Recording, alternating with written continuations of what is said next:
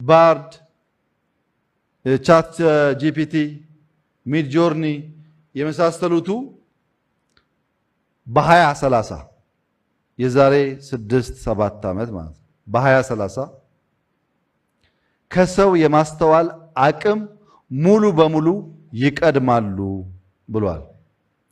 አሁን አለ ሙከራዎች ግን አልቀደሙም።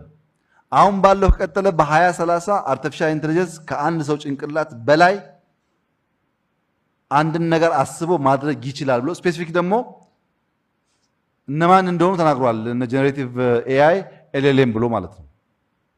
በ2050 ግን 1 ቢሊየን እጥፍ ከሰው የተሻለ አስተውሎት ይኖረዋል። አናዘር 20 ስንቆይ የብዙ ሰው ድምር ጭንቅላት በደቂቃ ፕሮዲውስ ከሚያደርገው አይዲያ፣ ሰርቪስ፣ ሪዛልት፣ ፕሮዳክት በእጅጉ የተሻለ ኤአይ ፕሮዲውስ ማድረግ ይችላል ብሏል። ይሄ እንዳለ ወይም ከዚህ በግማሽ ያነሰው እንኳ ቢሳካ እኛ እንደ መሪ አሁን ጀምረን ካልሰራንበት የዛሬ 20 ዓመት ለልጆቻችን ዕዳ እንጂ ምንዳ አናስቀርላቸው።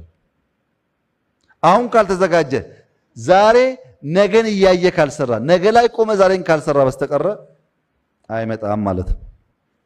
እና ምን እናርግ? ብሔራዊ ዲጂታል ኢንፍራስትራክቸር እንገንባ።